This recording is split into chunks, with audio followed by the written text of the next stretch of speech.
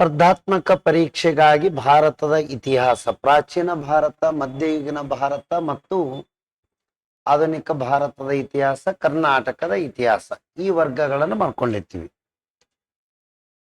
ಸ್ಪರ್ಧಾತ್ಮಕ ಪರೀಕ್ಷೆಗೆ ಪ್ರಾಚೀನ ಮತ್ತು ಮಧ್ಯಯುಗೀನ ಭಾರತದ ಇತಿಹಾಸದ ಪಾತ್ರಕ್ಕೆ ಆಧುನಿಕ ಭಾರತದ ಇತಿಹಾಸ ಹೋಲಿಕೆ ಮಾಡಿದೀವಿ ಅಂದ್ರ ಆಧುನಿಕ ಭಾರತದ ಇತಿಹಾಸದ ಪ್ರಶ್ನೋತ್ತರಗಳೇ ಜಾಸ್ತಿ ಇರ್ತಾವ. ಆದರೂ ಏನದಂದ್ರ ಏನ್ಸಿಯಂಟ್ ಅಂಡ್ ಮೆಡಿವಲ್ ಹಿಸ್ಟ್ರಿದು ಪಾತ್ರ ಕಡಿಮೆ ಆದಂದ್ರೂ ಒಂದು 50% ಕ್ವಶನ್ಸ್. ಎಕ್ಸಾಂಪಲ್, ಒಂದು 20 ಕ್ವಶನ್ ಟೋಟಲ್ ಏನದಂದ್ರ ಇತಿಹಾಸದ ಮೇಲಿನ ಪ್ರಶ್ನೋತ್ತರಗಳು ಬಂದವಂದ್ರ ಅದ್ರೊಳಗ 10 ಆಧುನಿಕ ಭಾರತದ್ದೇ ಇರ್ತಾವ. ಉಳಿದಿದ್ದ 10 ವರ್ಗೀಕರಣ ಮಾಡಿಕೊಂಡಕ್ರ ಏನ್ಸಿಯಂಟ್ ಮತ್ತು ಏನದಂದ್ರ ಇತರೆ ಅಂತ ಹೇಳಿ ಸ್ವಲ್ಪ ಅಬ್ಸರ್ವೇಷನ್ ಮಾಡಿ. SSC ಕೇಳಿದ ಪ್ರಶ್ನೋತ್ತರಗಳು ಪ್ಲಸ್ ಏನಂದ್ರ ಅದಕ್ಕೆ ಸಂಬಂಧಿಸಿದ ಒಂದಿಷ್ಟು ಏನಂದ್ರ ವಸ್ತು ವಿಷಯಗಳು. ಈ ಕೊನೆಯ ಸಂದರ್ಭದಲ್ಲಿ ಎಟ್ ದ 11th ಅವರ್ದೊಳಗ ನಮಗ ಇತಿಹಾಸದ ಪ್ರಶ್ನೋತ್ತರಗಳ ಒಂದು ಏನಂದ್ರ ಅನಲೈಸಸ್. ಇತಿಹಾಸದ ಪಿತಾಮಹ ಯಾರು ಅಂದ್ರೆ ಹೆರೋಡೋಟಸ್. ಭಾರತದ ಇತಿಹಾಸದ ರಚನೆಗೆ ಏನದಂದ್ರ ಪ್ರಾಚೀನ ಕಾಲದಲ್ಲಿ ಇರುವ ಹಿಂದೂಗಳ ಕೊಡುಗೆ ಅತ್ಯಲ್ಪವಾಗಿದೆ. ಬಹುತೇಕವಾಗಿ ನಮ್ಮ ಇತಿಹಾಸವನ್ನು ವಿದೇಶಿಗರೇ ಬರೆದಿದ್ದಾರೆ. ಆದರೆ ಏನಂದ್ರ ಭಾರತದ ಪ್ರಾಚೀನ ಇತಿಹಾಸಕಾರರಲ್ಲಿ ಮೊದಲಿಗರು ಯಾರು ಅಂದ್ರ ಕಾಶ್ಮೀರದ ಕಲ್ಲಣ. ಕಾಶ್ಮೀರದ ಕಲ್ಲಣ ಎನ್ನುವವರು ಸಂಸ್ಕೃತದಲ್ಲಿ ರಾಜತರಂಗಿಣಿ ಎನ್ನುವುದನ್ನು ಬರೆದಾರ. ಇದು ಕಾಶ್ಮೀರದ 12ನೇ ಶತಮಾನದ ಆಡಳಿತದ ವಿವರಣೆಯನ್ನು ನೀಡುತ್ತದೆ. ಇದು ಸ್ಪಷ್ಟ. ಕಲ್ಲಣನ ಸಹೋದರನಾಗಿರುವ ಬಿಲ್ಲಣನು ಕಲ್ಯಾಣಿ ಚಾಲುಕ್ಯರ 6ನೇ ವಿಕ್ರಮಾದಿತ್ಯನ ಆಸ್ಥಾನಕ್ಕೆ ಬಂದಿರ್ತಾನ. ಅವನೂ ಸಹ ಸಂಸ್ಕೃತದಲ್ಲಿ ವಿಕ್ರಮಾಂಕ ದೇವಚರಿತೆ ಎನ್ನುವ ಕೃತಿಯನ್ನು ಬರೆದಿದ್ದಾನೆ. ನೆಕ್ಸ್ಟ್, ಪಾಣಿನಿ. ಪಾಣಿನಿಯ ಬಗ್ಗೆ ಇತಿಹಾಸದಲ್ಲಿ ಕೇಳುವ ಇವರು ಸಂಸ್ಕೃತದ ವ್ಯಾಕರಣದ ಪಿತಾಮಹ, ಫಾದರ್ ಆಫ್ ದಿ ಎನ್ನುವ ಸಂಸ್ಕೃತ ಗ್ರಾಮರ್. ಇವರು ಅಷ್ಟಾಧ್ಯಾಯಿ ಎನ್ನುವ ವ್ಯಾಕರಣದ ಪುಸ್ತಕವನ್ನು ಬರೆದಿದ್ದಾರೆ. ಆದ್ದರಿಂದ ಇವರನ್ನು ಮೊಟ್ಟ ಮೊದಲ ವೈಯಾಕರಣಿ, ವ್ಯಾಕರಣಕಾರರಿಗೆ ವೈಯಾಕರಣಿ ಅಂತಾರ. ಮೊಟ್ಟ ಮೊದಲ ವೈಯಾಕರಣಿ ಯಾರು ಅಂದ್ರೆ ಪಾಣಿನಿ. ಅವರ ಪುಸ್ತಕ ಯಾವುದು ಅಂದ್ರೆ ಅಷ್ಟಾಧ್ಯಾಯ. ಅವರು ಸಂಸ್ಕೃತದ ವ್ಯಾಕರಣ ಪುಸ್ತಕವನ್ನು ಬರೆದಿದ್ದಾರೆ. ನೆಕ್ಸ್ಟ್, ಇಲ್ಲೊಂದು ಕ್ವಶನ್ ಅದ. ಹಿಂದಿ ಸಾಹಿತ್ಯದ ಪಿತಾಮಹ ಯಾರು ಮತ್ತು ಇಂಗ್ಲಿಷ್ ಸಾಹಿತ್ಯದ ಪಿತಾಮಹ ಯಾರು? ಇವೆರಡೂ ಕ್ವಶನ್ ಕೇಳ್ತಾರ. ಇಂಗ್ಲಿಷ್ ಸಾಹಿತ್ಯದ ಪಿತಾಮಹ ಜಾಫ್ರಿ ಚೌಸರ್. ಹಾಗಾದರೆ ಹಿಂದೂ ಸಾಹಿತ್ಯದ ಪಿತಾಮಹ ಎಂದು ಯಾರನ್ನು ಕರೆಯಲಾಗುತ್ತದೆ? ತಕ್ಷಶಿಲಾ. ತಕ್ಷಶಿಲಾ ಎನ್ನುವುದು ಈಗಿನ ಪಾಕಿಸ್ತಾನದಲ್ಲಿ ಬರುತ್ತದೆ. ಹಾಗಾಗಿ ಏನಂದ್ರೆ ಇಲ್ಲಿ ಇದು ಸ್ಪಷ್ಟವಾಗಿ, ಯಾಕಂದ್ರ ಮೊಟ್ಟ ಮೊದಲ ವಿಶ್ವವಿದ್ಯಾಲಯ ಪ್ರಾಚೀನ ಕಾಲದಲ್ಲಿ ಎಲ್ಲಾದರೂ ಸ್ಥಾಪನೆಯಾಗಿತ್ತು ಅಂದ್ರೆ ಅದು ತಕ್ಷಶಿಲಾ. ತಕ್ಷಶಿಲೆಯಲ್ಲಿನೇ ಏನದಂದ್ರ ಚಂದ್ರಗುಪ್ತ ಮೌರ್ಯನಿಗೆ ಚಾಣಕ್ಯ ಅಥವಾ ಕೌಟಿಲ್ಯನು ಯುದ್ಧದ ತರಬೇತಿಗಳನ್ನು ಕೊಟ್ಟಿರ್ತಾನ. ಸ್ವತಃ ಚಾಣಕ್ಯ ಅಥವಾ ಕೌಟಿಲ್ಯ ಎನ್ನುವನು ತಕ್ಷಶಿಲಾ ವಿಶ್ವವಿದ್ಯಾಲಯದಲ್ಲಿ ಬೋಧಕನೂ ಆಗಿರುತ್ತಾನ. ಹಾಗಾಗಿ ತಕ್ಷಶಿಲೆ ಎನ್ನುವುದು ಬಹಳ ಪ್ರಾಮುಖ್ಯತೆ. ತಕ್ಷಶಿಲೆ ಎನ್ನುವುದು ಯಾವ 2 ನದಿಗಳ ನಡುವಿನ ಪ್ರದೇಶವಾಗಿದೆ? UPSC ಪ್ರಿವಿಯಸ್ ಪಟ್ನೆ ಆನ್ಸರ್ ಹಾಕ್ಬೇಕು. ಭೂಮಿಯ ಉಗಮ ಇತಿಹಾಸದ ಕನ್ಸ್ಟ್ರಕ್ಷನ್ ಹೆಂಗಾಯ್ತು? ಭೂಮಿ ಉಗಮಗೊಂಡಿರುವ ಮೇಲೆ ಮೊಟ್ಟ ಮೊದಲಿಗೆ ಭೂಮಿಯ ಮೇಲೆ ಆಕ್ಸಿಜನ್ ಎನ್ನುವ ಅನಿಲ ಇರಲಿಲ್ಲ. ಹಾಗಾದರೆ ಜೀವಿಗಳು ಉಗಮಗೊಳ್ಳಲು 3 ಪ್ರಮುಖ ಅನಿಲಗಳು ಕಾರಣವಾಗುತ್ತವೆ: ಕಾರ್ಬನ್, ಹೈಡ್ರೋಜನ್ ಮತ್ತು ನೈಟ್ರೋಜನ್. ನಂತರ ಮೊಟ್ಟ ಮೊದಲಿಗೆ ಉಗಮಗೊಂಡ ಜೀವಿಗಳು ಸಮುದ್ರದಲ್ಲಿ ಸೂಪದಂತೆ ತೇಲುತ್ತಿರುವ ಅಬ್ಸರ್ವೇಟಿವ್ಗಳು. ಇಲ್ಲೊಂದು ವರ್ಡ್ ಅದ.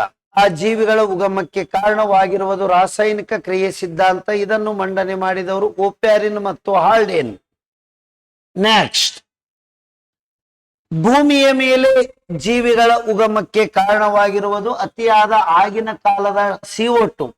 CO2 ಎನ್ನುವುದು ಹೆಂಗ ಜೀವಿಗಳ ಉಗಮಕ್ಕೆ ಕಾರಣವಾಯಿತು ಅಂದ್ರ, ಜೀವಿಗಳು ಹುಟ್ಟಬೇಕು ಅಂದ್ರ ವಾತಾವರಣ ಟೆಂಪರೇಚರ್ ಹೈ ಇರಬೇಕು. ಹಾಗಾಗಿ ಏನಂದ್ರೆ CO2 ಎನ್ನುವುದು ಭೂಮಿಯ ಮೇಲೆ ಗ್ಲೋಬಲ್ ವಾರ್ಮಿಂಗ್, ಜಾಗತಿಕ ತಾಪಮಾನ ಕ್ರಿಯೇಟ್ ಮಾಡ್ತದ. ಸೂರ್ಯನದಿಂದ ಬರುವಂತಹ ಇನ್ಫ್ರಾರೆಡ್ ಅಥವಾ ಅವಗೆಂಪು ಕಿರಣಗಳನ್ನು ಹೀರಿಕೊಂಡು ಭೂಮಿಯ ಸರಾಸರಿ ತಾಪಮಾನ ಹೆಚ್ಚಿಗೆ ಮಾಡ್ತು. ಅದರದಿಂದ ಹೊಸ ಜೀವಿಗಳು ಉತ್ಪತ್ತಿಯಾದವು.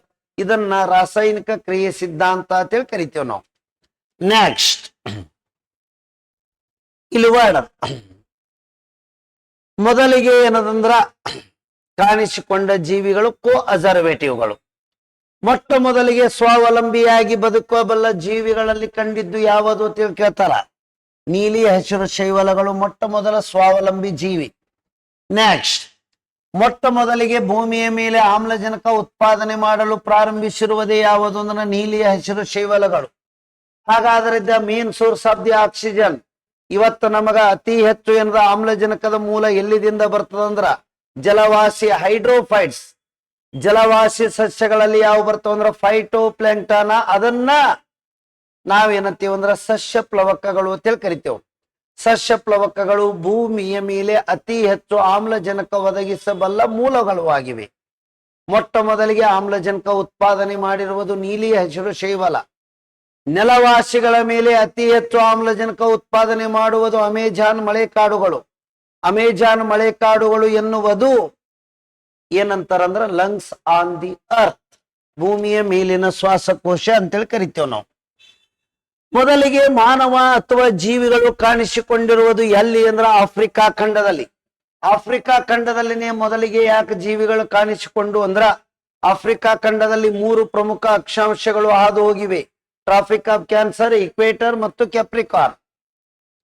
ಕರ್ಕಾಟಕ ಸಂಕ್ರಾಂತಿ ವೃತ್ತ, ಸಮಭಾಜಕ ವೃತ್ತ, ಮಕರ ಸಂಕ್ರಾಂತಿ ವೃತ್ತ. 3 ಪ್ರಮುಖ ಅಕ್ಷಾಂಶಗಳು ಹಾದು ಹೋಗಿರುವುದರಿಂದ ಸೂರ್ಯನ ಕಿರಣಗಳು ವರ್ಷವಿಡೀ ನೇರವಾಗಿ ಬೀಳ್ತಾವ. ಆ ಪ್ರದೇಶವನ್ನು ನಾವು ಡೋಲ್ಡ್ರಮ್ ಅಂತೀವಿ. ಅಲ್ಲಿ ಅತಿಯಾದ ಉಷ್ಣ ಇರುವುದರಿಂದ ಹೊಸ ಜೀವಿಗಳ ಉತ್ಪತ್ತಿಗೆ ಸಹಾಯಕವಾಗಿದೆ. ನೆಕ್ಸ್ಟ್ ಇಲ್ಲಿದಿಂದ ಪ್ರಾಚೀನ ಕಾಲದ ಪಳೆಯುಳಿಕೆಗಳು. ಹೌದು, ಭೂಮಿ ಇಷ್ಟೇ ವರ್ಷದಿಂದ ಹುಟ್ಟ್ಯದ ಅಂತೇಳಿ ಹೆಂಗ್ ಹೇಳ್ತಾರಂದ್ರ ಭೂಮಿಯ ಆಯುಷ್ಯವನ್ನು ನಿರ್ಧಾರ ಮಾಡುವುದು ಯಾವ ವಿಧಾನ ಅಂದ್ರೆ ಯುರೇನಿಯಂ ಡೇಟಿಂಗ್ ವಿಧಾನ. ಯುರೇನಿಯಂ ಡೇಟಿಂಗ್ ವಿಧಾನದಿಂದ ಭೂಮಿಯ ಆಯುಷ್ಯವನ್ನು ನಿರ್ಧರಿಸಲಾಯಿತು. ಹಾಗಾದ್ರೆ ವಿಶ್ವ ಅಥವಾ ಬ್ರಹ್ಮಾಂಡ ಉಗಮವಾಗಿರುವುದು ಮಹಾಸ್ಫೋಟ ಸಿದ್ಧಾಂತ, ಬಿಗ್ ಬ್ಯಾಂಗ್ ಥಿಯರಿ. ಇದನ್ನು ಬೆಲ್ಜಿಯಂ ದೇಶದ ಲೀಮಾ ಯಾತ್ರೆ ಹೇಳಿದ್ದಾನೆ. PSI question. ಪಳೆಯುಳಿಕೆಗಳ ಕುರಿತು ಅಧ್ಯಯನ ಮಾಡುವುದಕ್ಕೆ ಪಾಲಿಯಂಟೋಲಾಜಿ ಅಂತ ಕರಿತೇವೆ ನಾವು. ಹಾಗಾದ್ರೆ ಪಳೆಯುಳಿಕೆಗಳ ಆಯುಷ್ಯ ಮತ್ತು ಪ್ರಾಚೀನ ಕಾಲದ ಶಿಲಾರಚನೆಗಳ ಆಯುಷ್ಯ ನಿರ್ಧರಿಸುವುದು C14 ವಿಧಾನ, ಕಾರ್ಬನ್ ಡೇಟಿಂಗ್ ವಿಧಾನ ಅಥವಾ 6C14. ಪರಮಾಣು ಸಂಖ್ಯೆ 6, ಪರಮಾಣು ರಾಶಿ 14, ಕಾರ್ಬನ್ ಎನ್ನುವುದು ಪರಮಾಣು ಆಗಿದೆ. ಈ ವಿಧಾನದಿಂದ ಇದನ್ನು ಕಂಡುಹಿಡಿದವ ಲಿಬ್ಬೆ ಎನ್ನುವನು ಕಂಡುಹಿಡಿದಾರ. ನೆಕ್ಸ್ಟ್ ಪ್ರಾಚೀನ ಕಾಲದಲ್ಲಿ ಇರುವಂತಹ ಇತಿಹಾಸ. ಮಾನವ ಮತ್ತು ಮಂಗ ಎರಡೂ ಸಪರೇಟ್ ಆಗಿದ್ದು ವಿಕಾಸ ಕ್ರಿಯೆ ಅಂತೀವಿ. ಆ ವಿಕಾಸದ ಬಗ್ಗೆ ಅಧ್ಯಯನ ಮಾಡಿದವ ಚಾರ್ಲಸ್ ಡಾರ್ವಿನ್. ಡಾರ್ವಿನ್ ಅನ್ನ ಒರಿಜಿನ್ ಆಫ್ ಸ್ಪೀಸಸ್ ಈ ಪುಸ್ತಕ ಏನದಂದ್ರ ಜೀವಿಗಳ ವಿಕಾಸ ಕ್ರಿಯೆ ಹೇಳ್ತದ. ಮಂಗನಿಂದ ಮಾನವ ಬೇರ್ಪಟ್ಟಿದ್ದನು ಎನ್ನುವಕ್ಕ ಡಿಸೆಂಟ್ ಆಫ್ ಮ್ಯಾನ್ ಎನ್ನುವ ಕೃತಿ ಹೇಳ್ತಾನ. ಹಾಗಾಗಿ ಅವ ಜೀವ ವಿಕಾಸದ ಪಿತಾಮಹ ಆಗಿದ್ದಾನೆ. ಅವನ ಪ್ರಕಾರ ಏನಂದ್ರ ಮಂಗ ಮತ್ತು ಮಾನವ ಇಬ್ರು ಬೇರ್ಪಟ್ಟಿರುವ ವಿಧಾನ 1.7 ಮಿಲಿಯನ್ ಇಯರ್ಸ್ ಎಗೋ ಅಂತೇಳಿ ಹೇಳ್ತಾರ. ನೆಕ್ಸ್ಟ್ ಇನ್ನ ಮಾನವ ಎನ್ನುವವನು ಹೋಮಿನಿಡೆ ಗುಂಪಿಗೆ ಸೇರಿದ್ದಾನೆ. ಜೀವಿಗಳನ್ನ ವರ್ಗೀಕರಣ ಮಾಡಿದವರು ಕರೋಲಸ್ ಲೀನಿಯಸ್. ಅವರು 7 ಮಜಲುಗಳನ್ನು ತಗೊಂಡಾರ. 1ನೇದ್ದು ಸಾಮ್ರಾಜ್ಯ, 2 ವಂಶ, 3 ವರ್ಗ, 4 ಗಣ, ಕುಟುಂಬ, ಜಾತಿ, ಪ್ರಭೇದ. ಮಾನವನು ಪ್ರಾಣಿ ಸಾಮ್ರಾಜ್ಯಕ್ಕೆ ಸೇರಿದ್ದಾನೆ. ಮಾನವನು ವಂಶ ಕಶೇರುಕ ಅಥವಾ ಕಾರ್ಡೇಟ್. ಮಾನವನ ವರ್ಗ ಯಾವುದು ಅಂದ್ರೆ ಹೋಮಿನಿಡೆ. ಮಾನವನು ವರ್ಗ ಸಸ್ತನಿಯ ಗುಂಪಿಗೆ ಸೇರಿದ್ದಾನೆ. ಆನಂತರ ಗಣ ಏನದಂದ್ರ ಪ್ರೈಮೇಟ. ನೆಕ್ಸ್ಟ್ ಗಣ ಆಗನ ಕುಟುಂಬ ಹೋಮಿನಿಡೆ. ಜಾತಿ ಮತ್ತು ಪ್ರಭೇದ ಹೋಮೋ ಮತ್ತು ಸೆಫಿಯನ್ಸ್. 7 ಮಜಲುಗಳು ಸಿರಿಯಲ್ ಗೊತ್ತಿರ್ಬೇಕು ತಮಗ. ನೆಕ್ಸ್ಟ್ ಮಾನವ ಮಂಗನಿಂದ ಬೇರ್ಪಟ್ಟು ಯಾವ ಹೆಸರು ಹೊಂದಿರ್ತಾನ ಅಂತ ಕೇಳ್ತಾರ. Homo erectus. Homo erectus. ನಂತರ ಏನದರ ಹೋಮಿನಿಡೆ ಮೊದಲಿಗೆ ಉಪಯೋಗಿಸಿದ ಉಪಕರಣಗಳಿಗೆ ಹೋಮೋ ಹೆಬಿಲಸ್. ಪ್ರಾಚೀನ ಕಾಲದಲ್ಲಿ ಮಾನವನು ಸಣ್ಣ ಕಲ್ಲಿನ ಆಯುಧಗಳನ್ನು ಉಪಯೋಗ ಮಾಡ್ತಾನಲ್ಲ, ಅದಕ್ಕೆ ಹೋಮೋ ಹೆಬಿಲಸ್ ಅಂತಾರ. ಈ 3 ಪೀಸಿದೊಳಗ ಹೊಂದಿಸಿ ಬರೆಯಲು ಕೇಳಿದ್ರು. ಹಳೆಯ ಶಿಲಾಯುಗ, ಮಧ್ಯ ಶಿಲಾಯುಗ, ನವಶಿಲಾಯುಗ. ಆ ಹಳೆಯ ಶಿಲಾಯುಗಕ್ಕ ಪಾಲಿಯೋಲಿಥಿಕ, ಮಧ್ಯ ಶಿಲಾಯುಗಕ್ಕ ಮಿಸೋಲಿಥಿಕ, ಹಾಗಾದ್ರೆ ಹೊಸ ಶಿಲಾಯುಗಕ್ಕ ನಿಯೋಲಿತಿಕ ಈ ವರ್ಡ್ಗಳನ್ನ ಹೊಂದಿಸಿ ಬರೆಯಬೇಕು. ನೆಕ್ಸ್ಟ್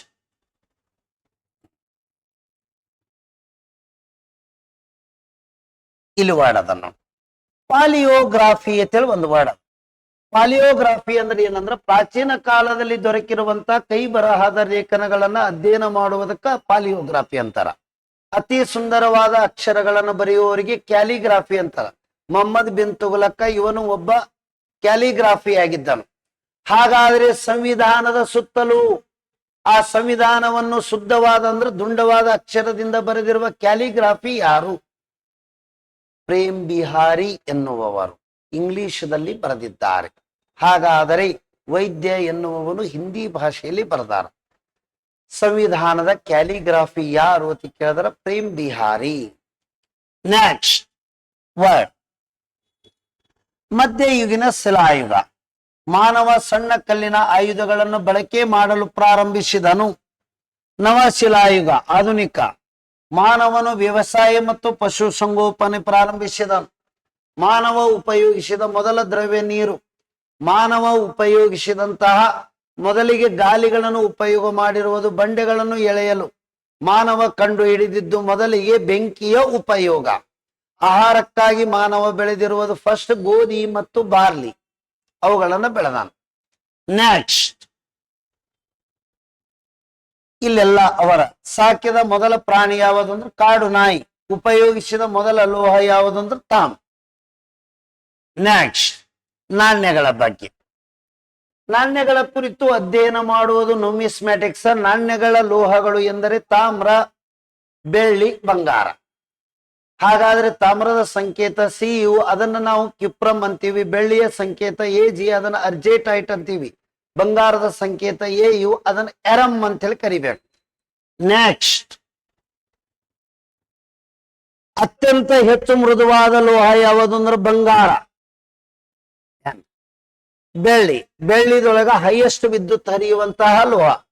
ತಾಮ್ರ ಎನ್ನುವುದು ಇದರ ಪ್ರಮುಖವಾದ ಅದಿರು. ತಾಮ್ರದ ಪೈರೇಟ್ಸ್. ಮೊಟ್ಟ ಮೊದಲಿಗೆ ಬಂಗಾರದ ನಾಣ್ಯ ಚಲಾವಣೆಗೆ ತಂದವರು ಯಾರು ಅಂದ್ರೆ ಬ್ಯಾಕ್ಟ್ರಿಯನ್ನರು. ಭಾರತದಲ್ಲಿ ಮೊದಲಿಗೆ ಬಂಗಾರದ ನಾಣ್ಯ ಚಲಾವಣೆಗೆ ತಂದವರು ಇಂಡೋ ಗ್ರೀಕರು. ಋಗ್ವೇದದ ಕಾಲದಲ್ಲಿ ನಿಷ್ಕ ಎನ್ನುವುದು ಏನು ಅಂದ್ರೆ ಬಂಗಾರದ ನಾಣ್ಯ ಅಥವಾ ಬಂಗಾರದ ಆಭರಣವಾಗಿತ್ತು. ನೆಕ್ಸ್ಟ್ ಗುಪ್ತರ ಕಾಲದಲ್ಲಿ ಬೆಳ್ಳಿಯ ನಾಣ್ಯಕ್ಕೆ ರೂಪಕ ಎಂದು ಕರೆಯುತ್ತಿದ್ದರು. UPSC previous question. ದೆಹಲಿ ಸುಲ್ತಾನರ ಕಾಲದಲ್ಲಿ ಚಲಾವಣೆಯಲ್ಲಿರುವ ಸಾಮಾನ್ಯ ನಾಣ್ಯ ಯಾವುದು ಅಂದ್ರೆ ದಿನಾರ್. ಇವತ್ತ ಯಾವ ದೇಶದ ಚಲಾವಣೆಯ ನಾಣ್ಯ ದೀನಾರ್ ಆಗಿದೆ? ಪಟ್ನೆ ಆನ್ಸರ್ ಎರಡು. ಇಲ್ತಮಿಷ ಇವನು ಶುದ್ಧವಾದ ಅರಬ್ಬಿ ನಾಣ್ಯ ಪದ್ಧತಿಯನ್ನು ಜಾರಿಗೆ ತಂದಿದ್ದಾನೆ. ಅವನು ಜಾರಿಗೆ ತಂದಿರುವ ಪ್ರಮುಖವಾದ ನಾಣ್ಯಗಳು ತಾಮ್ರದ ಜೀತಾಲ, ಬೆಳ್ಳಿಯ ಟಂಕ. ಒಂದು ಟಂಕ ಎಂದರೆ ಎಷ್ಟು ಜೀತಾಲಗಳಿಗೆ ಸಮ ಅಂತ ಕೇಳ್ತಾರ. ಒಂದು ಟಂಕ ಎಂದರೆ ಎಷ್ಟು ಜೀತಾಲಗಳಿಗೆ ಸಮ? ಪಟ್ನೆ ಆನ್ಸರ್ ಆಗ.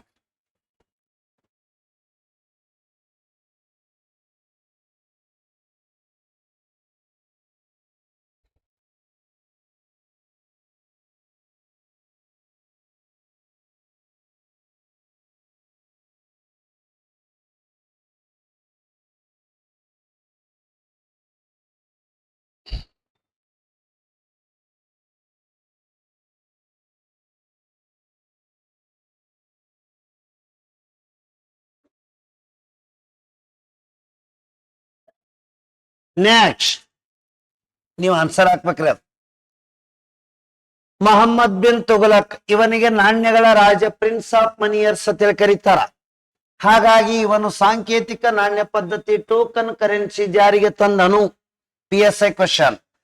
ಇವನು ಚರ್ಮದ ನಾಣ್ಯದ ಜೊತೆಗೆ ದಾಮ್ ಎನ್ನುವ ನಾಣ್ಯಗಳನ್ನು ಜಾರಿಗೆ ತಂದನ. ಫಿರೋಜ್ ಶಾ ತುಘಲಕ್ ಶೇಷಗನಿ ಎನ್ನುವ ನಾಣ್ಯ. ಶೇರ್ ಶಾ ಸೂರಿ ಇವನ ಮೊದಲ ಹೆಸರು ಫರೀದ. ಇವನು ಎದಕ್ಕೆ ಫೇಮಸ್ ಅಂದ್ರೆ ಅಡ್ಮಿನಿಸ್ಟ್ರೇಟಿವ್ ರಿಫಾರ್ಮ್ಸ್, ಆಡಳಿತಾತ್ಮಕ ಸುಧಾರಣೆಗಳಿಗೆ ಹೆಸರುವಾಸಿಯಾಗಿದ್ದನು. ನೆಕ್ಸ್ಟ್ ಇವನು ಬೆಳ್ಳಿಯ ರೂಪಾಯಿ ಎನ್ನುವ ನಾಣ್ಯ, ಬಂಗಾರದ ನಾಣ್ಯಗಳನ್ನು ಸಹ ಚಾಲವಾಣಿ ತಂದಾನ. ರೂಪಿಯಾ ಎನ್ನುವುದು ಇವನ ಕಾಲದಿಂದನೇ ಸ್ಟಾರ್ಟ್. ಬೆಳಗಾವಿ ಜಿಲ್ಲೆಯ ವಡಗಾಮ ಮತ್ತು ಮಾಧವಪುರ ಅಂತೇಳಿ ಬರ್ತದೆ. ಅದು ಯಾರ ಜೊತೆಗೆ ಸಂಬಂಧ ಅದ ಅಂದ್ರೆ ಕರ್ನಾಟಕವನ್ನು ಆಳಿದ ಮೊದಲ ಕನ್ನಡಿಗರು ಯಾರು ಅಂದ್ರೆ ಕದಂಬರು. ಕದಂಬರ ರಾಜಧಾನಿ ಯಾವುದು ಅಂದ್ರೆ ಬನವಾಸಿ. ಬನವಾಸಿ ಇರುವುದು ಎಲ್ಲಿ ಅಂದರೆ ಉತ್ತರ ಕನ್ನಡ ಜಿಲ್ಲೆ ವರದಾ ನದಿಯ ದಡದಲ್ಲಿ. ಅವರ ಉಪರಾಜಧಾನಿ ಬೆಳಗಾವಿ ಜಿಲ್ಲೆಯ ಹಲಸಿ. ಕರ್ನಾಟಕದಲ್ಲಿ ಅತ್ಯಂತ ಹಳೆಯದಾದ ಜೈನರ ಬಸದಿ ಇರುವುದು ಹಲಸಿ. ಹಲಸಿಯಲ್ಲಿ ಅವರ ಉಪರಾಜಧಾನಿಯಾಗಿರುವುದರಿಂದ ಕದಂಬರ ನಾಣ್ಯಗಳು ವಡಗಾಂವ್ ಮತ್ತು ಮಾಧವಪುರ ಬೆಳಗಾವಿ ಜಿಲ್ಲೆಯಲ್ಲಿ ದೊರಕಿವಿ. ಇಷ್ಟು ಹೇಳ್ಬೇಕು. ನೆಕ್ಸ್ಟ್, ವಿಜಯನಗರ ಕಾಲದಲ್ಲಿ ಬಂಗಾರದ ನಾಣ್ಯಗಳಿಗೆ ವರಾಹ ಎಂದು ಕರೆಯುತ್ತಿದ್ದರು. KPSC question. ವಿಜಯನಗರ ಕಾಲದಲ್ಲಿ ಬೆಳ್ಳಿಯ ನಾಣ್ಯಗಳಿಗೆ ತಾರ ಎಂದು ಕರೆಯುತ್ತಿದ್ದರು. ಲಕ್ಷ್ಮಿಯ ಚಿತ್ರ ಹೊಂದಿರುವ ನಾಣ್ಯಗಳನ್ನು ಚಲಾವಣೆಗೆ ತಂದವನು ಮೊಹಮ್ಮದ್ ಗೋರಿ. ಇದು ಬಹಳ ಸ್ಪಷ್ಟವಾದ ಕ್ವಶನ್. ಮೊದಲಿಗೆ ಲಕ್ಷ್ಮಿಯ ಚಿತ್ರವಿರುವ ಬಂಗಾರದ ನಾಣ್ಯಗಳನ್ನು ಹೊರಡಿಸಿದವರು ಯಾರು ಅಂದ್ರೆ ಇಂಡೋ ಗ್ರೀಕರು. ವ್ಯಕ್ತಿ ಅಂದ್ರೆ ಮೊಹಮ್ಮದ್ ಗೋರಿ. ಭಾರತದಲ್ಲಿ ಮೊದಲಿಗೆ ಬಂಗಾರದ ನಾಣ್ಯ ಟಂಕಿಸಿದವರು ಕುಶಾನರ ದೊರೆ ಭೀಮಾ ಕಡ್ಪೈಸಸ್. ನೆಕ್ಸ್ಟ್, ಪ್ರಪಂಚದಲ್ಲಿ ಮೊಟ್ಟ ಮೊದಲಿಗೆ ಪೇಪರ್ ಚಲಾವಣೆಯ ಕರೆನ್ಸಿಗಳನ್ನು ಚಲಾವಣೆಗೆ ತಂದವರು ಚೀನಾ. ಭಾರತದಲ್ಲಿ ಮೊಟ್ಟ ಮೊದಲಿಗೆ ಪೇಪರ್ ಕರೆನ್ಸಿ ಬಳಕೆಗೆ ಬಂದಿರುವುದು 14ನೇ ಶತಮಾನದಲ್ಲಿ. SSC ಕ್ವಶನ್ ಇದು. ಭಾರತದಲ್ಲಿ ಮೊದಲಿಗೆ ಚಲಾವಣೆಗಳು ಬಂದಿರುವುದು ಎಲ್ಲಿ ಅಂದ್ರೆ ಬಿಹಾರ್ ಮತ್ತು ಉತ್ತರ ಪ್ರದೇಶದ ಪೂರ್ವ ಭಾಗದಲ್ಲಿ. ಏನದಂದ್ರ ಈ ನಾಣ್ಯಗಳು ಚಲಾವಣೆಗೆ ಬಂದವು. ಇವೆಂದಷ್ಟು ಪೂರಕ ಮಾಹಿತಿಯಲ್ಲಿ ಯಾವ ದೇಶ ಯಾವುದು ನಾಣ್ಯ ಅನ್ನು. ಮಲೇಷಿಯಾ ರಿನ್ಗಿಟ್ಟ, ಇರಾಕ dinar, Japan yen, Brazil real, Bangladesh taka, England pounds, China yen, Russia ruble. ಯಾಕಂದ್ರೆ ಇವು ಪದೇ ಪದೇ ಏನದ ಕಾಂಪಿಟೇಟಿವ್ ಎಕ್ಸಾಮ್ ಕೇಳಿದ ನಾಣ್ಯಗಳು. ಯುಗಗಳು 4 ಅದಾವ. KTDK, ತ್ರೇತಾಯುಗ, ತ್ರೇತಾಯುಗ, ದ್ವಾಪಾರ ಯುಗ, ಕಲಿಯುಗ. ಮಹಾಭಾರತ ಯುದ್ಧ ಮುಗಿದ ತಕ್ಷಣ ದ್ವಾಪಾರ ಯುಗ ಮುಗಿತು, ಕಲಿಯುಗ ಸ್ಟಾರ್ಟ್ ಆಯ್ತು.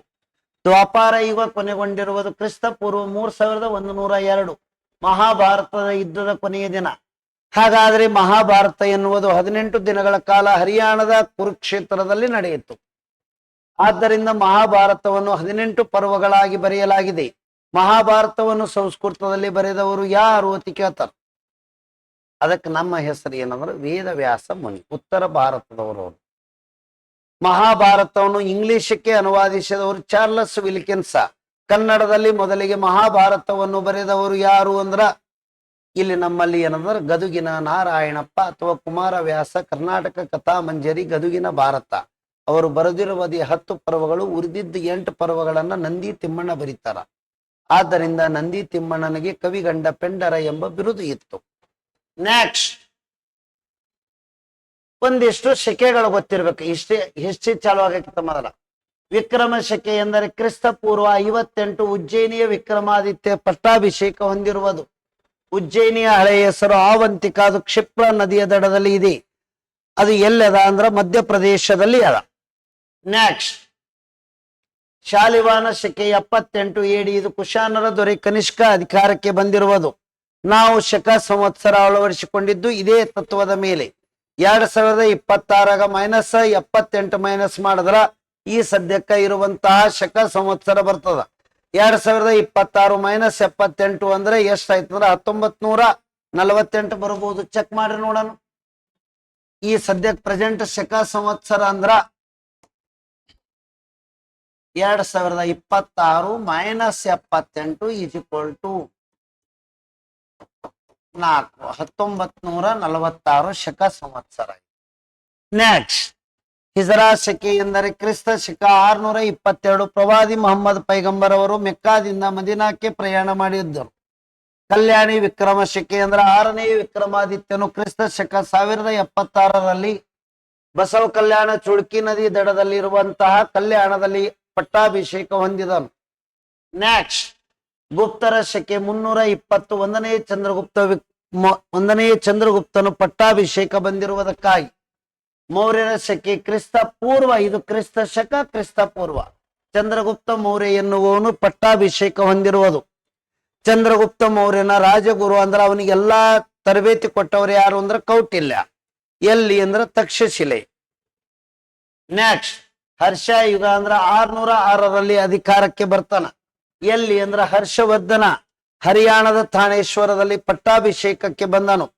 ನಂತರ ಅವರು ಥಾನೇಶ್ವರದಿಂದ ತಮ್ಮ ರಾಜಧಾನಿಯನ್ನು ಎಲ್ಲಿಗೆ ವರ್ಗಾವಣೆ ಮಾಡುತ್ತಾರೆ? ಕನೌಜ.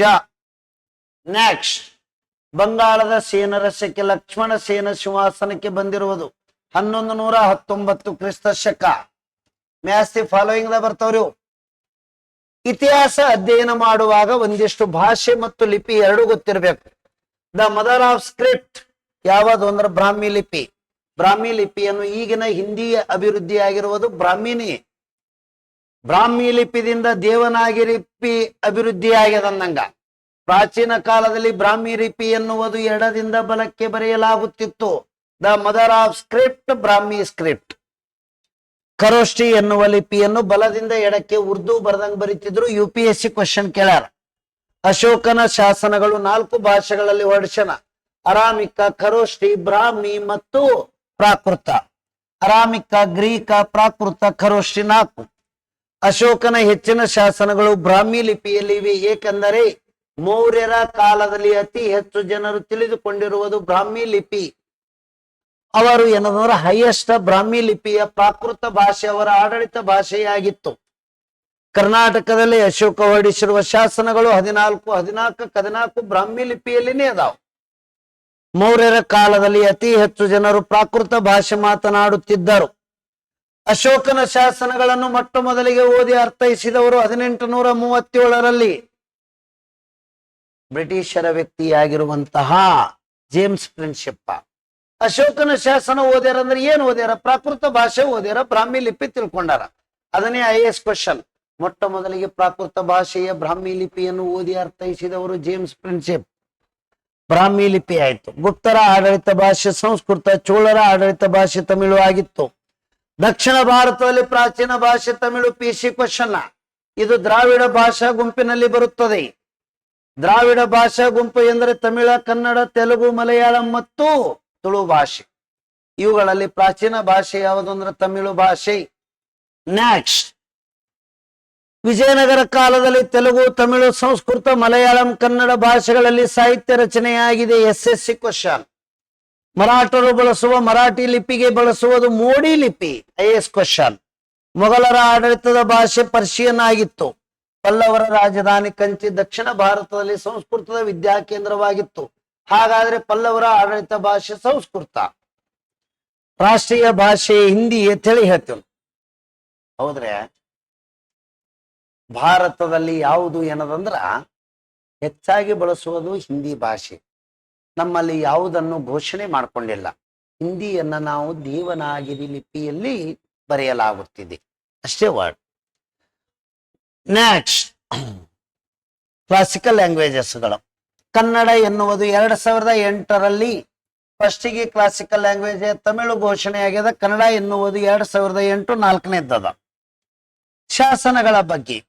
ಶಾಸನಗಳ ಕುರಿತು ಅಧ್ಯಯನ ಮಾಡುವುದು ಎಪಿಗ್ರಾಫಿ. ಮೊಟ್ಟ ಮೊದಲಿಗೆ ಪ್ರಪಂಚದಲ್ಲಿ ಶಾಸನಗಳನ್ನು ಹೊರಡಿಸಿದವರು ಯಾರು ಅಂದ್ರೆ ಗ್ರೀಕರು. ಭಾರತದಲ್ಲಿ ಲಭ್ಯವಿರುವ ಅಥವಾ ದೊರಕಿರುವ ಪ್ರಾಚೀನ ಶಾಸನಗಳು ಯಾರು ಅಂದ್ರೆ ಅಶೋಕ, ಮೌರ್ಯ ವಂಶದ. ಆದರೆ ಭಾರತದಲ್ಲಿ ಶಾಸನಗಳ ಪಿತಾಮಹ ಎಂದರೆ ಯಾರು ಕೇಳ್ತಾರ? ಸಮುದ್ರಗುಪ್ತ. ಅಶೋಕ ಅಲ್ಲ. SSC question. ನೆಕ್ಸ್ಟ್, ಅಶೋಕ ಶಾಸನಗಳನ್ನು ಹೊರಡಿಸಿದ್ದು ಯಾವಾಗ ಅಂತ ಕೇಳ್ತಾರ? ಸಿಂಹಾಸನವೇರಿದ 12ನೇ ವರ್ಷದಿಂದ ಅಶೋಕ ಶಾಸನ ಹೊರಡಿಸಲು ಪ್ರಾರಂಭಿಸಿದನು. ನೆಕ್ಸ್ಟ್, ಅಶೋಕನ ವಿವರಣೆ ನೀಡುವ ಪ್ರಮುಖ ಶಿಲಾ ಶಾಸನಗಳು. ಅವನ ಬಗ್ಗೆ ಎಲ್ಲಾ ವಿಷಯಗಳು ದೊರಕುವುದು ಮೇಜರ್ ಆಫ್ ಎಡಿಕ್ಟ್ಸ್. ಅಶೋಕನ ಪ್ರಮುಖ ಶಿಲಾಶಾಸನ ಒಂದು ಗುಜರಾತಿನ ಗಿರ್ನಾರದಲ್ಲಿ ದೊರಕಿದೆ.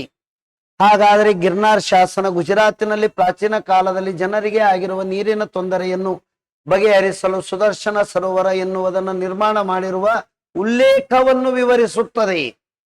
ಸುದರ್ಶನ ಸರೋವರದ ಉಲ್ಲೇಖ ಇರುವುದು ಗಿರ್ನಾರ್ ಶಾಸನ. ಗಿರ್ ಎನ್ನುವುದು ಏಷಿಯಾಟಿಕ್ ಲೈನ್ ಸೆಂಟರ್ ಎಲ್ಲದಂದ್ರೆ ಗುಜರಾತ್. ಸತೀ ಸಹಗಮನ ಪದ್ಧತಿಯ ವಿವರಣೆ ನೀಡುವುದು ಮಧ್ಯಪ್ರದೇಶದ ಏರಾನ್ ಶಾಸನ ಕ್ರಿಸ್ತ ಶಕ 610ರಲ್ಲಿ. ಗೌತಮ ಬುದ್ಧನ ಜನ್ಮಸ್ಥಳದ ವಿವರಣೆ ನೀಡುವುದು ಅಶೋಕ ಹೊರಡಿಸಿರುವ ರುಮ್ಮಿಂಡೈ ಶಾಸನ ನೇಪಾಳದಲ್ಲಿ ದೊರಕಿದೆ. ಹಾಗಾಗಿ ಅಲ್ಲಿ ಗೌತಮ ಬುದ್ಧ ಜನಿಸಿರುವ ನೆನಪಿಗಾಗಿ ಅಶೋಕನು ಜನರ ಮೇಲೆ ತೆರಿಗೆಯನ್ನ ರದ್ದುಗೊಳಿಸಿದ್ದನು. ಅಶೋಕನ 13ನೆಯ ಬಂಡೇಗಲ್ಲು ಶಾಸನ ಇವತ್ತಿನ ಕಳಿಂಗ, ಇವತ್ತಿನ ಒಡಿಸ್ಸಾವೇ ಅವತ್ತಿನ ಕಳಿಂಗ. ಹಾಗಾದ್ರೆ ಆ ಕಳಿಂಗದ ಮೇಲಿನ ಯುದ್ಧದ ವಿವರಣೆಯನ್ನು ನೀಡುತ್ತದೆ. ಇಲ್ಲೊಂದು ವಿಶೇಷತೆ ಏನಂದ್ರ, ನಮ್ಮ ರಾಷ್ಟ್ರಗೀತೆಯಲ್ಲಿ ಕಳಿಂಗ ಅಥವಾ ಏನದ ಒಡಿಸ್ಸಾವನ್ನು ಏನೆಂದು ಕರೆಯಲಾಗಿದೆ? ಉತ್ಕಲ ವಂಗ. ಉತ್ಕಲ ಎಂದರೆ ಒಡಿಸ್ಸಾ, ವಂಗನಾಡು ಎಂದರೆ ಪಶ್ಚಿಮ ಬಂಗಾಳ. ಅದನ್ನ ಇನ್ನೊಂದು ಹೆಸರ ಗೌಡ ದೇಶ. ಸಾಂಚಿ ಸ್ತೂಪ ಇದು ಮಧ್ಯಪ್ರದೇಶದಲ್ಲಿ ಅಶೋಕ ಹೊರಡಿಸಿದ್ದಾನೆ. ನೆಕ್ಸ್ಟ್, ಮಧುಬನ್ ತಾಮ್ರ ಶಾಸನ ಹರ್ಷನ ವಿವರಣೆ ನೀಡುತ್ತದೆ. ಮಧುಬನಿ ಎನ್ನುವ ಕಲೆ ಎಲ್ಲಿದ ಅಂತ ಕೇಳ್ತಾರ? ಬಿಹಾರದೊಳಗೆ. ಸಂಸ್ಕೃತವನ್ನು ಎಲ್ಲಾ ಭಾಷೆಗಳ ತಾಯಿ ಎಂದು ಕರೆದವರು ಮ್ಯಾಕ್ಸ್ ಮುಲ್ಲಾ. ಉತ್ತರ ಮೇರೂರು ಶಾಸನ ಇದು ತಮಿಳುನಾಡಿನಲ್ಲಿ ಚೋಳರ 1ನೆಯ ಪಾರಂತಕ ಅರಸ ಹೊರಡಿಸುತ್ತಾನೆ. ಭಾಷೆ ತಮಿಳು ಆಗಿದೆ. ಇದರಲ್ಲಿ ಸ್ಥಳೀಯ ಸಂಸ್ಥೆಗಳ ವಿವರಣೆಯನ್ನು ಒಳಗೊಂಡಿದೆ. ಗ್ರಾಮ ಆಡಳಿತ, ವಿಲೇಜ್ ಅಸೆಂಬ್ಲಿ. ಕರ್ನಾಟಕದಲ್ಲಿ ಅಶೋಕನ ಶಾಸನಗಳು ಕಲಬುರಗಿ, ಸನ್ನತಿ, ಕೊಪ್ಪಳ, ಗವಿಮಠ, ಪಾಲ್ಕಿಗುಂಡ, ರಾಯಚೂರು, ಮಸ್ಕಿ, ಬಳ್ಳಾರಿ, ನಿಟ್ಟೂರು, ಉದಗೋಳಂ, ಚಿತ್ರದುರ್ಗ, ಸಿದ್ದಾಪುರ, ಬ್ರಹ್ಮಗಿರಿ, ಚಟ್ಟಿಂಗ, ರಾಮೇಶ್ವರ. ಮಸ್ಕಿಯಲ್ಲಿ ಅಶೋಕನಿಗೆ ದೇವನಾಮ ಮತ್ತು ಪ್ರಿಯದರ್ಶಿ ಎನ್ನುವ 2 ಹೆಸರಿನಿಂದ ಉಲ್ಲೇಖಿಸಲಾಗಿದೆ. ಬ್ರಹ್ಮಗಿರಿ ಎನ್ನುವುದು ಚಿತ್ರದುರ್ಗದಲ್ಲಿ ದೊರಕಿರುವ ಅಶೋಕನ ಶಾಸನ. ಕನ್ನಡದ ಮೊದಲ ಭಾಷೆ. ಕನ್ನಡ ಭಾಷೆಯ ಮೊದಲ ಪದ ಇಸಿಲ. ಇಸಿಲ ಎಂದರೆ ಕೋಟೆಗಳಿಂದ ಆವೃತವಾದ ಪ್ರದೇಶವೆಂದು ಉಲ್ಲೇಖಿಸಲಾಗಿದೆ. ನೆಕ್ಸ್ಟ್, ಹರಿಯಾಣ ರಾಜ್ಯದಲ್ಲಿ ತೋಪ್ರಾ ಶಾಸನ, ಉತ್ತರ ಪ್ರದೇಶದ ಮೀರತ್ ಶಾಸನ. ಈ 2 ಅಶೋಕನ ಶಾಸನಗಳು. ದೆಹಲಿಯಲ್ಲಿ ಫಿರೋಜ್ ಶಾ ಕೋಟ್ಲಾ ಎನ್ನುವ ಪ್ರದೇಶವನ್ನು ಫಿರೋಜ್ ಶಾ ತುಘಲಕ್ ನಿರ್ಮಾಣ ಮಾಡ್ತಾನ. ಆ ನಗರವನ್ನು ಸುಂದರಗೊಳಿಸಲು ಈ 2 ಶಾಸನಗಳನ್ನು ಒಯ್ದು ದೆಹಲಿದೊಳಗಿಟ್ಟಾನೆ. ಯಾವೆರಡು ಅಂದ್ರೆ ತೋಪ್ರಾ ಮತ್ತು ಮೀರತ್. ಬರಾಬರ ಶಾಸನ ಅಶೋಕನ ಅಜೀವಿಕ ಪಂಥದ ಸನ್ಯಾಸಿಗಳಿಗೆ ದಾನ ನೀಡಿರುವ ವಿವರಣೆ.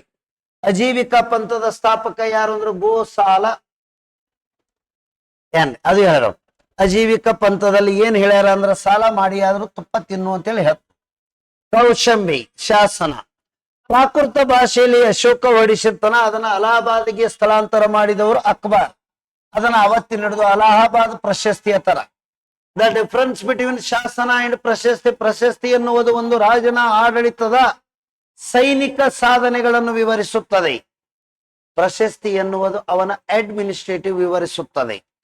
ಅಲಹಾಬಾದ್ ಪ್ರಶಸ್ತಿಯಲ್ಲಿ ಯಾರ ಬಗ್ಗೆ ವಿವರಣೆ ಅದಂದ್ರೆ ಸಮುದ್ರಗುಪ್ತನ ಸೈನಿಕ ಸಾಧನೆಯನ್ನು ವಿವರಿಸುತ್ತದೆ. ಅದನ್ನ ಸಂಸ್ಕೃತದಲ್ಲಿ ಬರೆದವರು ಅವನ ಆಸ್ಥಾನಿಕ ಹರಿಸೇನ. ದಕ್ಷಿಣ ಭಾರತದ ಮೇಲಿನ ದಿಗ್ವಿಜಯದ ಬಗ್ಗೆ ವಿವರಿಸುತ್ತದೆ. ಇದನ್ನ ಸಂಸ್ಕೃತದಲ್ಲಿ ಚಂಪು ಶೈಲಿಯಲ್ಲಿ ಬರೆದಿದ್ದಾನೆ. ನಂತರ ಅದೇ ಶಾಸನದಲ್ಲಿ ಕೆಳ ಭಾಗದಲ್ಲಿ ಜಹಾಂಗೀರ ತನ್ನ ಬಗ್ಗೆ ವಿವರಣೆಯನ್ನು ಬರ್ಷ. ಬೈರುತ್ ಶಾಸನ ಅಶೋಕ ಈ ಶಾಸನವನ್ನು ಕಲ್ಕತ್ತಾ ಅಶೋಕ ಹೊರಡಿಸನ. ಇದನ್ನು ಕಲ್ಕತ್ತಕ್ಕೆ ವರ್ಗಾಯಿಸಿದವರು ಕನ್ನಿಂಗ್ ಹ್ಯಾಮ್. ತಕ್ಷಶಿಲಾ ಶಾಸನ ಅಶೋಕ ಹೊರಡಿಸನ ಅರಾಮಿಕ ಭಾಷೆಯಲ್ಲಿ ಅದ. ಕಂದಹಾರ ಶಾಸನ ಅಫ್ಘಾನಿಸ್ತಾನದಲ್ಲಿ ಅದ. ಅಫ್ಘಾನಿಸ್ತಾನದ ರಾಜಧಾನಿ ಕಾಬೂಲ. ಅಲ್ಲಿಯ ಸಂಸತ್ತಿನ ಹೆಸರು ಶೋರಾ. ಹಾಗಾದ್ರೆ ಅಫ್ಘಾನಿಸ್ತಾನ ಎನ್ನುವುದು ಗಾಂಜಾ ಮತ್ತು ಅಫೀಮ ಅವುಗಳನ್ನು ಬೆಳೆಯುವುದಕ್ಕೆ ಹೆಸರುವಾಸ್ಯದ. ಅಫ್ಘಾನಿಸ್ತಾನದಲ್ಲಿ ಎನ್ನುವುದು ಕಂದಹಾರ ಎನ್ನುವ ಪ್ರದೇಶ.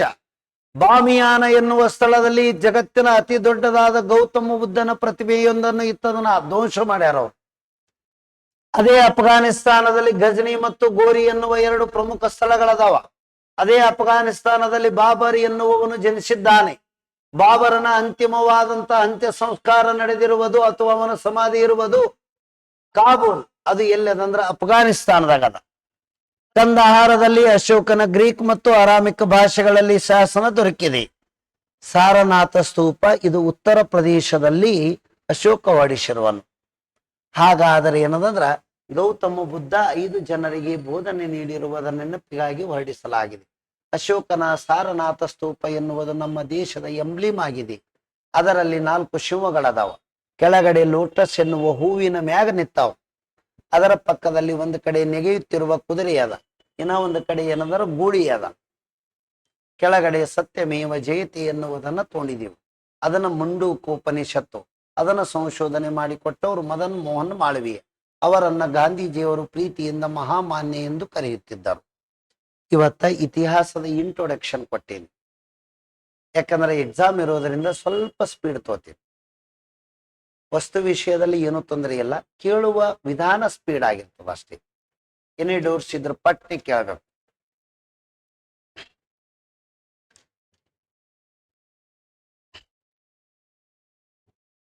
ಇದ್ರ ಬರಲ್ಲ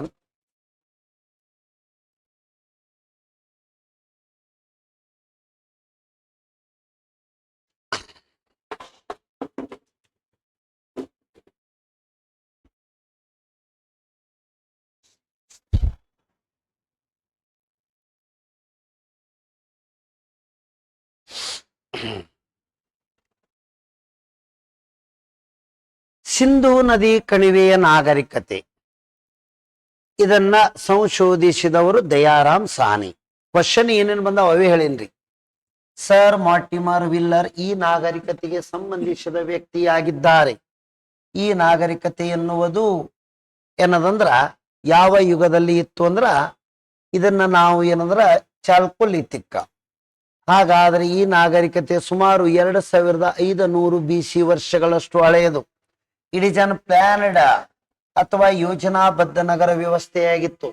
ಭಾರತ ಸ್ವತಂತ್ರಗೊಂಡ ಮೇಲೆ ಮೊಟ್ಟ ಮೊದಲ ಪ್ಲಾನ್ಡ್ ಸಿಟಿ ಯಾವುದು ಅಂತ ಕೇಳ್ತಾರ, ಚಂಡೀಗಢ. ಚಂಡೀಗಢ ನಗರದ ನಿರ್ಮಾತೃ ಯಾರು? ಲೀ ಕಾರ್ಬ್ಯೂಜಿಯರ್. ಚಂಡೀಗಢದಲ್ಲಿ ಒಂದು ಏನದಂದ್ರೆ ರಾಕ್ ಗಾರ್ಡನ್ ಅಂತೇಳಿ ಬಹಳ ಫೇಮಸ್ ಅದ. ಅದನ್ನ ನಿರ್ಮಾತೃ ಯಾರು ಅಂದ್ರೆ ನೇಕ್ ಚಂದ. ಚಂಡೀಗಢದಲ್ಲಿ ಏನಂದ್ರೆ ಒಂದು ವಿಶೇಷವಾದ ಕಟ್ಟಡ ಅದ. ಈ ಸಂಕೇತ ಎಲ್ಲದ ಅನ್ನೋದು ತಾವು ಆನ್ಸರ್ ಮಾಡ್ರಿ. ಆಮೇಲೆ ಹ್ಯಾಂಡ್ ಕೈ ಎನ್ನುವುದು ಒಂದು ಅಲ್ಲೇ ಅದ ನೋಡ್ರಿ. ಹ್ಯಾಂಡ್ ಎನ್ನುವುದು ಅದ, ಅದು ಒಂದು ಬಿಲ್ಡಿಂಗೇ ಅದ. ನೆಕ್ಸ್ಟ್, ಈ ನಾಗರಿಕತೆಯಲ್ಲಿ ಸುಟ್ಟ ಇಟ್ಟಿಗೆಗಳನ್ನು ಬಳಸಿದ್ದಾರೆ. ಒಳಚರಂಡಿ ವ್ಯವಸ್ಥೆ ಇತ್ತು. ಆಹಾರಕ್ಕಾಗಿ ಗೋಧಿ, ಬಾರ್ಲಿ, ಸಾಸಿವೆ ಮತ್ತು ಎಳ್ಳು ಬೆಳೆಯುತ್ತಿದ್ದರು. ಅಡಿಗೆ ಮಾಡ್ಲಕ್ಕ ಅಥವಾ ಬಜಿ ಬಿಡ್ಲಕ್ಕ ಸಾಸಿವೆ ಎಣ್ಣೆನೆ ಬಳಸ್ಯಾರ. ಇಷ್ಟೆಲ್ಲ ನಿಮಗ ಈ ಚಾಪ್ಟರ್ದಾಗ ಬರ್ತಾವ. ಇದನ್ನ ನಾಳೆ ತೋತೀನಿ. ಇವತ್ತು ಇಂಟ್ರೊಡಕ್ಷನ್ ಅದು. ನಾಳೆ ಏನದಂದ್ರ ಒಮ್ಮೆ 2 ಚಾಪ್ಟರ್ ಮುಗಿಸ್ತಾವ. ಏನಾದ್ರು ಡೌಟ್ಸ್ಗಳು ಇದ್ದು ಅಂದ್ರೆ ಕೇಳ್ರಿ.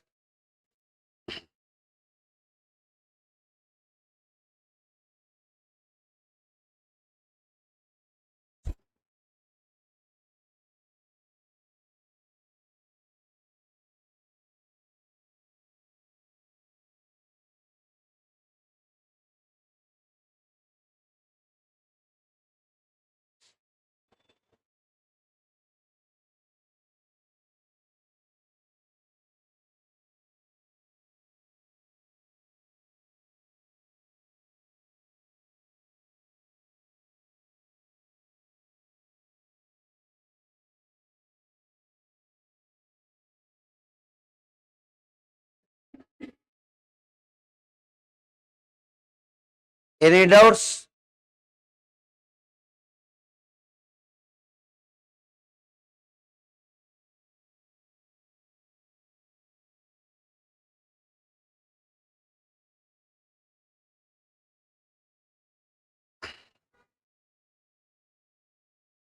Any doubts? ಪಟ್ಟೆ ಕೇಳ್ರಿ ನೋಡೋಣ. No doubts. ನಾಳೆ ಎಕ್ಸಾಕ್ಟ್ 8 ಗಂಟೆಗೆ ಕ್ಲಾಸ್ ತಗೋತೀನಿ. ನಾಳೆ ಎಕ್ಸಾಕ್ಟ್ 8 ಗಂಟೆಗೆ ಓನ್ಲಿ ಎನ್ಸಿಯಂಟ್ ಮೆಡಿವಲ್ ಕಂಪ್ಲೀಟ್ ಮುಗಿಸ್ಕೊಡ್ತೀನಿ. PDF ಏನದಂದ್ರ ಅಲ್ಲೇ ಏನದಂದ್ರೆ PDF ಬಿಟ್ಟಿರ್ತೀನಿ ಸರ್.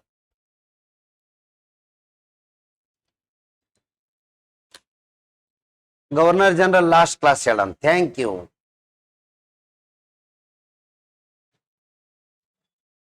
ಎಲ್ಲ ಆನ್ಲೈನ್ ವಿದ್ಯಾರ್ಥಿಗಳ ಶುಭವಾಗಲಿ. 2026 ನಿಮ್ಮ ಪಾಲಿಗೆ ಏನದಂದ್ರೆ ಬೆಳಕಾಗಿರಲಿ. Thank you.